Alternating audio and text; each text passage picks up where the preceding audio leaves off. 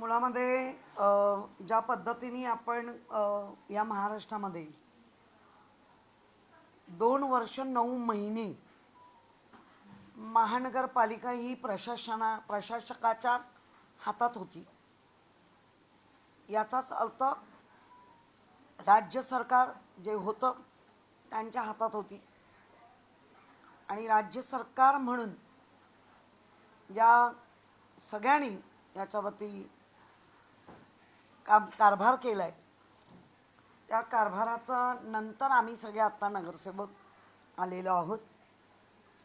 ज्या पद्धतीने लॉटरी निघाली तेव्हाही आम्ही आमचा लॉटरी काढतानाचं जे काही आम्हाला निकष नियम सांगितले गेले, त्या निकष नियमांमध्ये तुमच्यासारखा सगळा मीडिया बाहेर ठेवला गेला पाहिजेच नाही म्हणून, हे तर पहिल्यांदा घडलं. त्यानंतर असं सांगितलं गेलं होतं, म्हणजे त्या काही एक मॅडम होत्या, मंत्री महोदय होत्या, त्यांनी सांगितलं की आम्ही तेच रिझर्वेशन आलं नाही पाहिजे, त्या काय याच्याप्रमाणे आम्ही शेड्यूलप्रमाणे टाकतोय. 2017 आणि 2019 हे 2 टप्पे तेव्हा झाले. त्या दोन्ही टप्प्यामध्ये ओपन रिझर्वेशन होतं. एका टप्प्यात कैलासवासी आमचे विश्वनाथ महाडेश्वर बसले. दुसऱ्या टप्प्यात ओपन म्हणजे तिथे स्त्री किंवा पुरुष कोणी चालतं. त्यावेळेला पक्षप्रमुख उद्धव बाळासाहेब ठाकरे यांनी मला संधी दिली आणि त्या संधीमध्ये यावेळेला कोविड काळ आला, तर ते आपण सगळ्यांनी तुम्ही आणि आम्ही मिळून त्यावेळेला तिथे काम केलं. आणि मग आत्ता 2 वर्ष 9 महिन्यानंतर जर महापालिका निवडणुका लागल्या, तर त्यावेळेला असं अपेक्षित होतं की आरक्षण ST किंवा अदर म्हणजे इतक्या वर्षाचा ते नसेल ते येईल. पण ठीक आहे, सत्ता बत्ता जे काय चाललंय ते आपण अख्खा महाराष्ट्र बघतोय, मुंबईकर बघतायत. त्या ह्याच्यामध्ये मग आलं महिला आरक्षण. आरक्षणानंतर म्हणजे इलेक्शन झाल्या, जिंकून आलो, त्याच्यानंतर आरक्षण पडलं. खरं आरक्षण आधी असतं आणि मग आपण निवडणुकीला सामोरं जातो. मग काही पक्ष काही चेहरे हे महापौरचे आहेत म्हणून सांगतात सुद्धा. ठीक आहे, आज एका महिलेला आदर मिळाला आहे, सन्मान मिळाला आहे. भारतीय जनता पार्टीच्या यांना सन्मान मिळाला, तर महिलेचा मी मिळालेल्या महापौरांना संधी आवडलं. पण त्याचबरोबर ज्या पद्धतीने 22पासून ते आत्तापर्यंतचं जे काही संपूर्ण राजकीय दलदल किंवा ड्रामा तो सगळ्यांनी पाहिला. आणि त्या ह्याच्यामधनं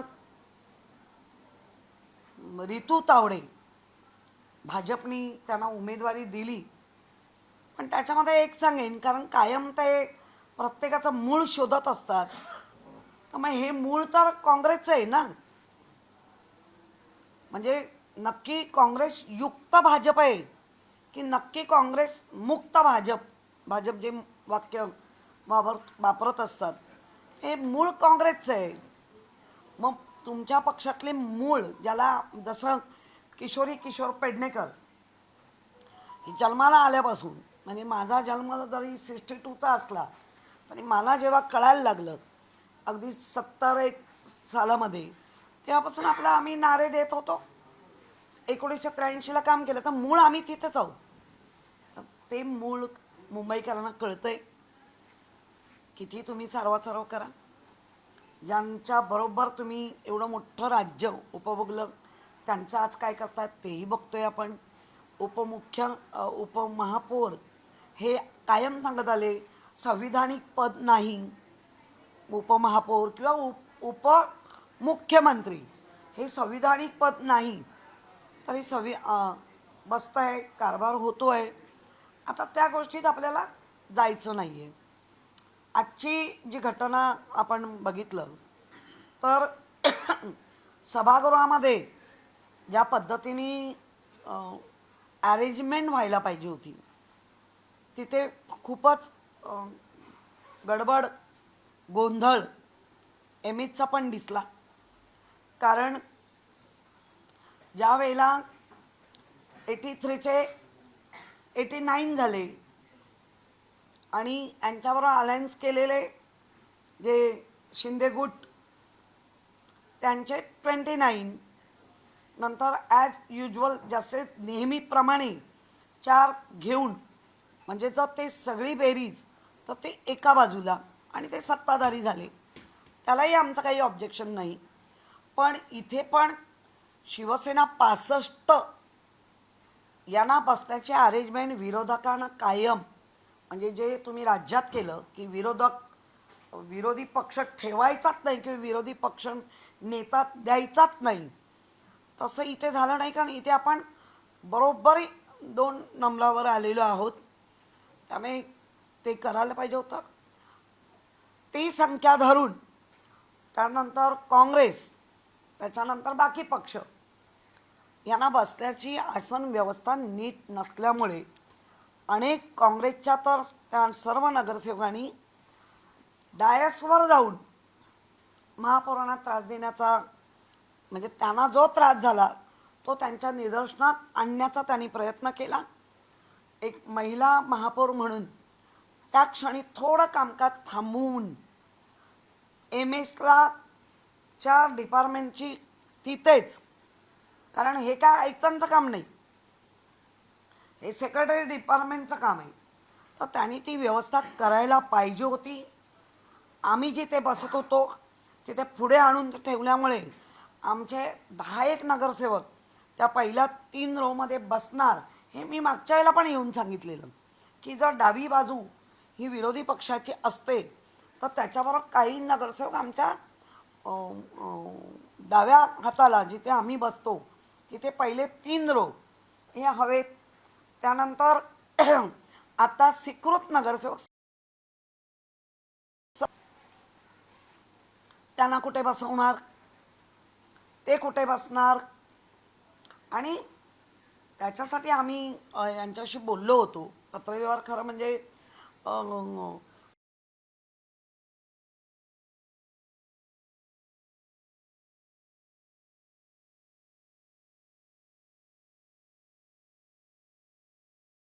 बाकी सगळं अस्तित्व त्यांचंच ते असायला हवं घ्या. कारण त्याला काय जायचं झालं तर जसं हिंदूजाला आपण तो ब्रिज बांधला, त्या ब्रिजवरनं तिकडे आपण सभागृहापुरतं सभागृहाचं कामकाज करण्यापुरतं आपण ते वापरू शकतो. कारण ह्याला आता काय ह्यांच्या भिंती तुम्ही ढकलणार आहात का? केवढं दाटी वाटी. बरं, ज्या वेळेला बजेट असणार आहे किंवा ॲक्च्युअल सभागृह असणार आहे त्यावेळेला सगळ्यांना सुटसुटीत, कारण आता सगळी ज्या आम्ही संख्या आहोत ती बऱ्यापैकी सगळ्यांच्या एकंदर वय बघता 45च्या पुढे गेलेली जास्त आहे. आणि जर 45च्या पुढे गेले तर व्हेरिकोज वेनचा बऱ्याच जणांना तो प्रॉब्लेम होतो. बराच वेळ आपण एकाच सुटसुटीत बसला तर तो त्रास नाही होत, तर तो आमच्या नगरसेवकांना त्रास होण्याची शक्यता दाट वाटते. कामकाज कसं करायचं, जो काय आज मला एका पत्रकाराने आज सकाळी विचारलं तर मी त्यांना तेच म्हटलं की जर तुमच्यासारख्या पत्रकारांना पास घेऊन एंट्री असायला पाहिजे, जे कधीच घडलं नाही. ती प्रथा परंपरा सगळ्याच, म्हणजे सगळंच नियम अधिनियम याच्यावर नाही चालत, तर काही प्रथा परंपरेने पण चालतात. त्या सगळ्या मोडीतच काढता आहेत. आणि ते जर मोडीत काढत असतील आणि मग ज्या पद्धतीने महापौरांचं बरंचसं भाषण लिखित होतं आणि भाषणाच्या आधीच्या ज्या इंटरव्ह्यू मी ऐकल्या मुंबई महापौरांच्या, तर आपली मुंबई ही वॉटर मीटर गटर आणि मुंबईचा जो काही चांगला विकास त्याच्यावर जास्त आपला फोकस असतो. पण महापौरांनी रोहिंग्यांचा विषय घेऊन, रोहिंगे मुळामध्ये अधिनियम नियम म्हणजे मी आज तुम्हाला ते दाखवू पण शकते की आपला जो नियम आहे जे बरीचसे 66 ब 63 क किंवा 63 हे सगळ्या नियमांचा त्याच्यामध्ये मी अनेकदा ते वाचत राहिली पण त्याच्यामध्ये जो राज्य सरकारचा रोल असला पाहिजे, जो केंद्राचा मोठा रोल असला पाहिजे आणि जो मुंबई पोलीस किंवा कुठलीही पोलीस ही महापौरांच्या अंडर येत नाही, ही महापौरांच्या अंडर येत नाही. आणि जर महापौरांच्या अंडरमध्ये असलेली म्हणजे त्यांच्या काय म्हणतात त्याला अधिकारात ते सगळं बाजूला ठेवून की रोहिंग्यावर तुम्ही भाष्य करणार. बरं, तुमच्यासारख्या एका चाणक्य पत्रकारांनी विचारलं सुद्धा आणि ती पण महिलाच होती की रोहिंगे कधी आले, खूप वर्षापूर्वी आले. ओके, मग म्हणे रोहिंग्यांना आधार कार्ड दिले, रोहिंग्यांना बर्थ सर्टिफिकेट दिले, ते 1 तारखेचे दिले वगैरे वगैरे. जे मुळात आधार कार्ड कोण देतं? आधार कार्ड देण्याचं सिस्टम ही कोणाच्या हातात आहे? ती केंद्राने राबवलेली आहे. आज एक केंद्रच त्यांच्यावरती प्रमुख आहे. त्याच्यावरती रेशन कार्ड किंवा हे आमचं आद्य कर्तव्य आहे महापालिकेचं जन्म आणि मृत्यूची नोंद ठेवणं. जर ते आधार कार्ड घेऊन आले आणि ते आधार कार्ड बरोबर काय रेशन कार्ड वगैरे काही पुरावे जे व्हॅलिड आहेत तर ते आणि त्या विशिष्ट वॉर्डचा उल्लेख झाला. अर्थात मी पण त्या वॉर्डमध्ये जाणार कारण हा रोहिंगा विषय आमचा मुंबई महापालिका म्हणून नाहीच. मग 2014 पासून केंद्र आहे, एक हाती सत्ता, आत्तापर्यंत तुमच्याच हातात सत्ता. तो जो 17 ते 22 2.5 वर्ष, त्याच्यामध्ये आपण कोविडमध्ये 2 वर्ष, त्याच्या पलीकडे जाऊन तुम्हीच आहात. मग तेव्हा का आठवलं नाही? आणि हा विषय मुंबई महापालिकेचा आहे का? त्याच्यामुळे मला असं वाटतं महापौरांनी, कारण आपण एक प्रथम नागरिक आहात मुंबईच्या, उगाच कारण नसताना मुंबईला वेगळीकडे न्यायचं आणि त्या चर्चा घडवत राहायच्या त्यापेक्षा मुंबईला आणि काय करायचं आहे. बरं, त्याने हेही सांगितलं की खूप वर्षाचा मी भ्रष्टाचार काढणार. नक्कीच काढला पाहिजे, आम्ही त्याच्या विरोधात आहोत. भ्रष्टाचार झाला आहे, ज्याने केलं आहे ते झालंच पाहिजे. पण मग तुम्ही तर आमच्याबरोबर ज्या 1985 पासून जर आपण धरलं महापालिकेत, तर तुम्ही मग आमच्याबरोबर काय केलं ह्याचंही उत्तर द्यायला पाहिजे. त्या स्वतः म्हणतायत की मी 12ला होते, 17ला वेगळे झालो, 12 ते 17 पहारेकरीच्या भूमिकेत होता, पण बाकी सगळं तुम्ही चालवत होता. त्याच्या आधी तुमचा स्टँडिंग सदस्य झाले, तुमचे बाकी चेअरमन झाले, इम्प्रुव्हमेंटला चेअरमन होतात. यांचे होते ना चेअरमन, मला आठवत आहे मी जेव्हा 2002ला निवडून आली, आशिष शेलार होते, पराग अळवणी होते, हे सगळे चांगली स्टॉलवर्ड लोक होती. आणि मग त्यांनी काय केलं, मग रोहिंगे नक्की कधी आले, कुठे आहेत आम्हालाही सांगा. जर आमच्या देशावर, जर आमच्या मुंबईवर अशा कोण हल्ले करत असतील तर तुम्ही एकट्याने लढाई लढू नका, पण पहिली लढाई मुंबईची लढा.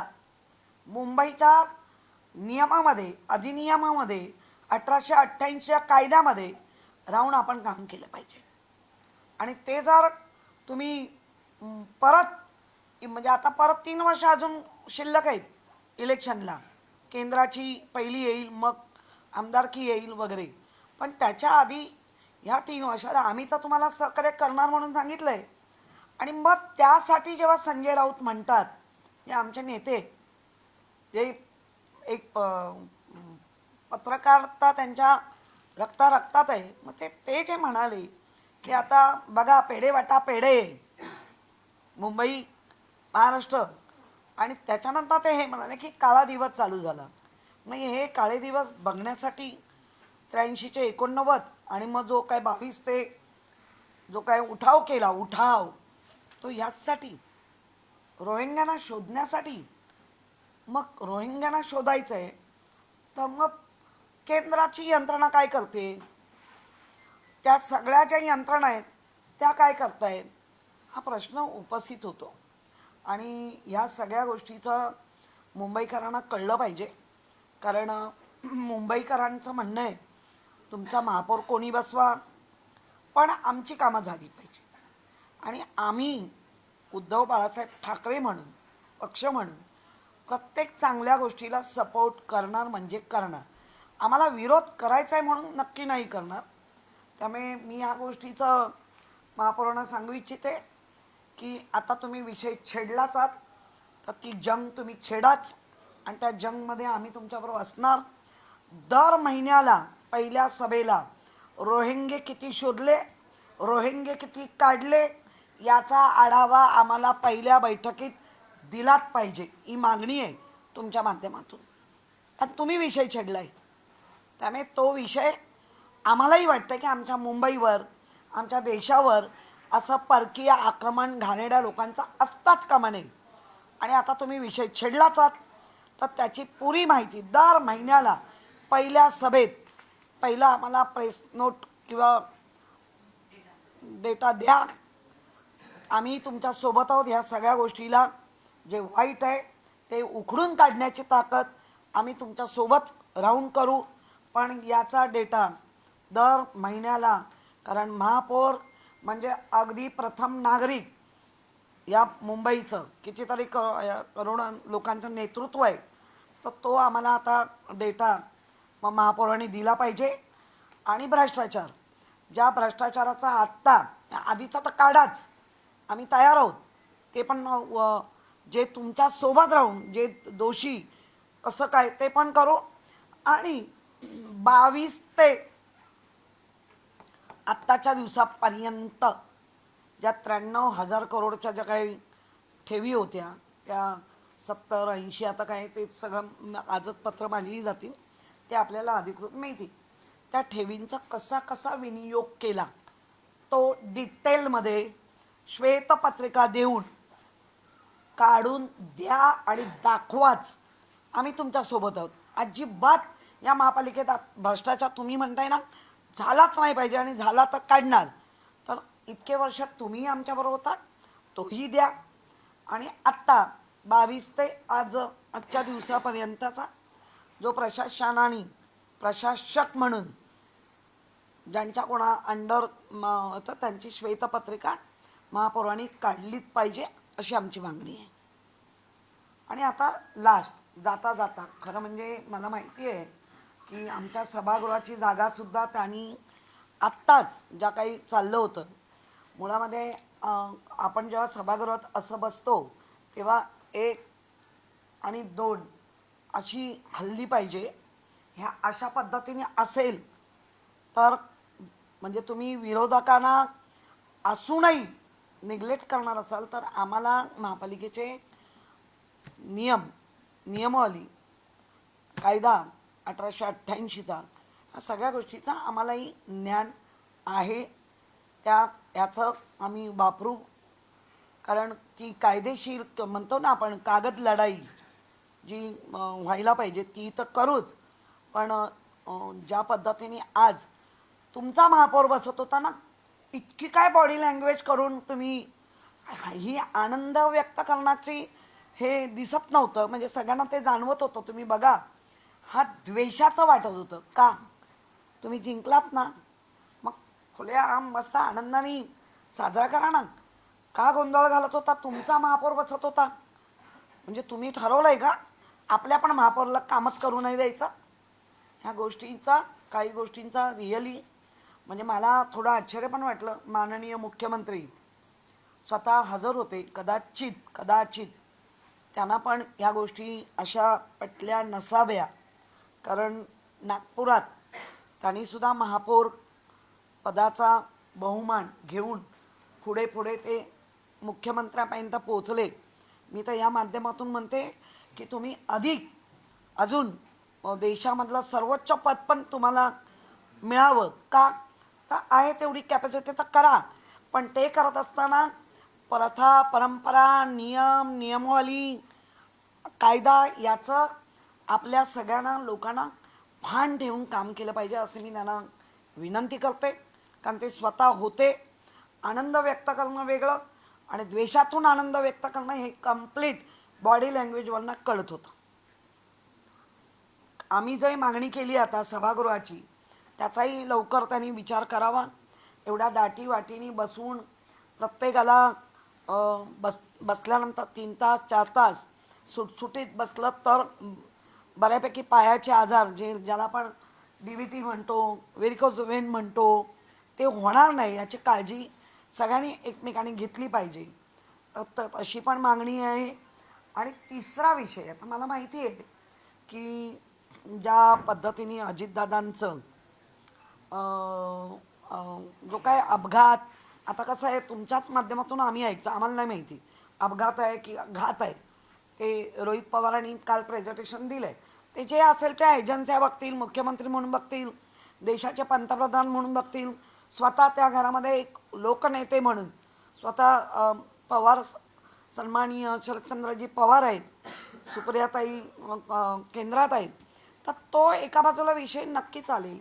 पण आजच्या त्या पूर्ण कार्यक्रम पत्रिकेमध्ये आम्ही 24 तारखेला मीटिंग घेऊ तेव्हा आम्ही ती श्रद्धांजली वाहू. मला वाटतं आपल्याकडे तो एक SM जोशी ज्या दिवशी गेले त्याच दिवशी महापौरांची हे होती निवडणूक, आणि त्या निवडणुकीत आपण कामकाज करावं लागतं कारण तो प्रोग्राम आलेला असतो. महापौर बसले, त्यांची भाषणं लगेच आपण असं म्हणायला लागतं महापौरांनी की मी प्रथमच महापौर म्हणून पद स्वीकारलं आहे, पण इतका ज्येष्ठ नेता, इतका कर्तबगार नेता, हा याच्यासाठी श्रद्धांजलीचा दिवस तो आपण नक्की निश्चित करू. कारण प्रत्येकाला भरभरून त्यांच्याबद्दल बोलायचं आहे. पण आज आत्ता मी अजित पवार दादांना श्रद्धांजली वाहते आणि कोणतंही कामकाज न करता माझं हे संपवते. मला वाटतं ते जास्त महाराष्ट्रासाठी चांगलं झालं असतं की अजित पवारांना या सभागृहात आज 13 दिवस पूर्ण होऊन 14वा आहे, म्हणजे आपण किमान 16 दिवस मग सगळ्या त्या विधी, आता ते मानतात नाही मानतात मला नाही माहिती कोण कसं मानतं, पण आपल्याकडे उदक शांती करून ते संपलं असं होतं. काही ठिकाणी 3 दिवसात करतात, काही 7 दिवसात करतात, काही 10 दिवसात करतात. तर कोकणामध्ये 13 दिवस झाल्यानंतर 16वा दिवस हा उदक शांती करून मग सगळ्या बाजूनी मोकळे होतात.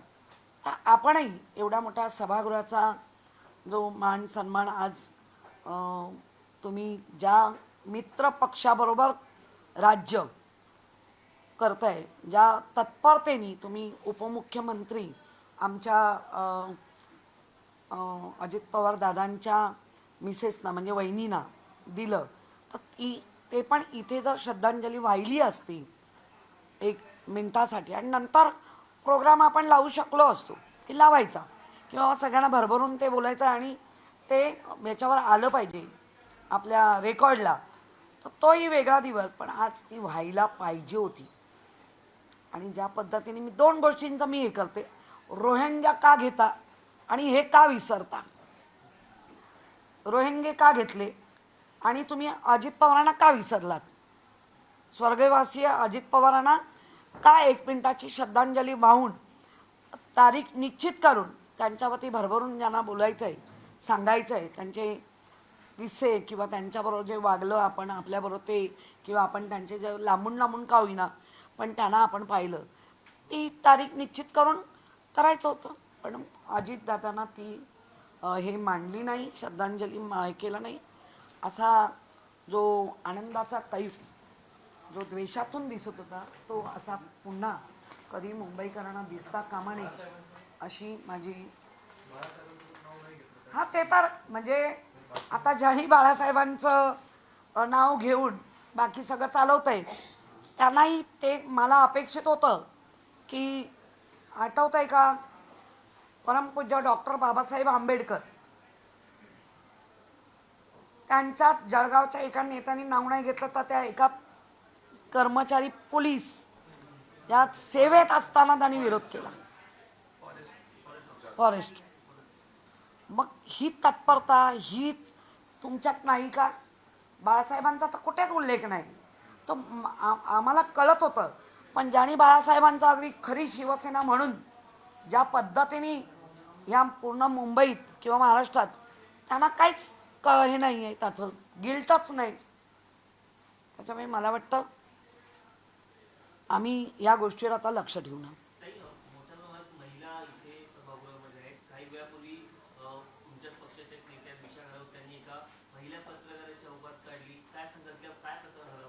नाही नाही, मुळात बघा मी होते तिथे, मी होते, पण माझं लक्ष मोबाईलमध्ये तुम्हालाच काहीतरी पाठवण्यामध्ये होतं. मला आधी काहीच कळलं नाही. थोडा टिपेचा आवाज झाला म्हणून मग मी मोबाईल बंद केला आणि आम्हाला लगेच आयुक्तांकडे जायचं होतं.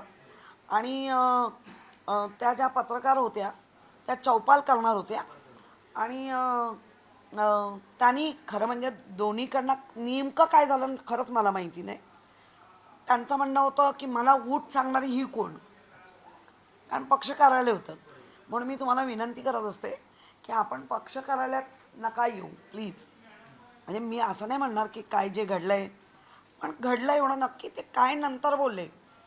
कारण मी उठले आणि आयुक्तांकडे जायला निघाले, त्यामुळे नेमकी काय बाचाबाची झाली ती मला रिअली नाही माहिती.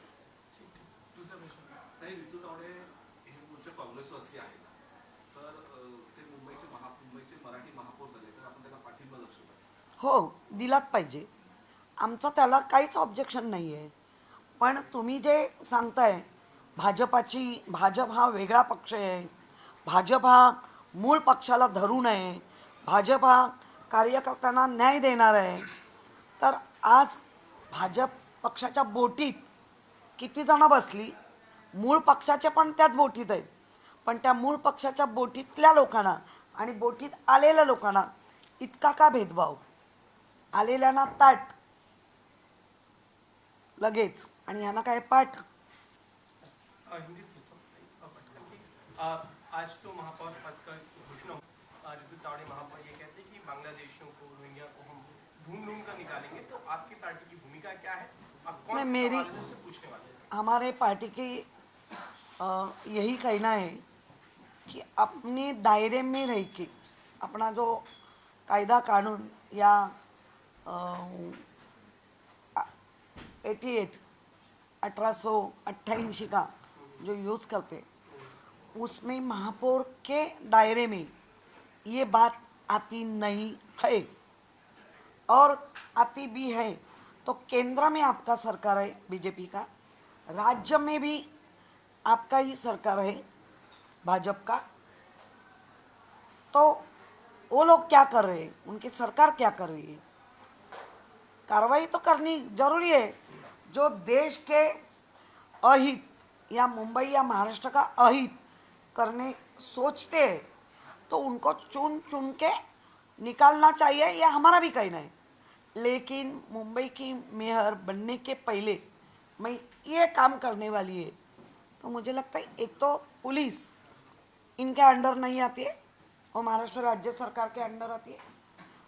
केंद्र के नियम कंप्लीट बीएमसी और ये अलग है. जो अपने दायरे में है ही नहीं उसके बारे में बात करके लोगों को कंफ्यूज करना मुझे लगता है ये गलत है. फर्स्ट सिटीज़न आप हैं मुंबई की, तो मुंबई के बहुत प्रॉब्लम आज भी है, उसके ऊपर गौर करना चाहिए. और उन्होंने जो कहा है कि भ्रष्टाचार ये वो, तो हम भी चाहते कि निकालो, हम भी चाहते, लेकिन हमारे साथ आप भी थे तो उस टाइम का रोल क्या है आपका? हर पहली मीटिंग में ये जवाब मांगे कि आपने कितने लोग हाँ, तो मैंने वही आपके माध्यम से ये कहना चाहती हूँ, आपने रोहिंग जो बांग्लादेशी है आ गए हैं, इस आपका कहना है और है भी, तो आप हर मीटिंग में ये प्रोग्राम केंद्र ने क्या किया, राज्य ने कैसा उसके ऊपर एक्शन लिए, या मुंबई की पुलिस और क्या एक्शन ले रही है, हर महीने के पहले मीटिंग की पहली उसमें उसकी जानकारी महापौर ने देना चाहिए। ये आपका आग्रह रहेगा उनसे? आग्रह देना ही चाहिए, आपने बात की है। और इसीलिए जो संजय राउत कह रहे कि जो अपना मुंबई के काम के बारे में बात अलग करनी और रहेंगे, तो ये आस्ते आस्ते मुंबई के लोगों के लिए ब्लैक डे चालू हो गए। हम देख रहे हैं कि थोड़ी देर पहले मुख्यमंत्री ने जय हो के जो गाने कोस्टल रोड पे बज रहे हैं उसको लेकर भी उद्घाटन किया है, गए वहाँ पे, तो जय हो रहा है सरकार का कोस्टल रोड को लेकर। आप लोगों में सिलेक्शन भी काफी होने वाली देखने को, तो आप लोग का क्या काम का श्रेय है, जय हो किसका है, उनका है आपका? वो आपको नहीं पता कि आप लोग तो जब ये आदित्य ठाकरे या उद्धव जी ने उसका उद्घाटन किया, आप तो सब उपस्थित थे। चलो सरकार बदल गई, लेकिन जो जिसने शुरुआत की है वो तो पता है, और शुरुआत जो हमारे महानगर पालिका के निधि से वो बन रहा था। जो हमने एग्जाम्पल देती हूँ, 100 रुपये का काम होगा करके हमने किया, वो 1000 रुपये में गया। ये एग्जाम्पल है।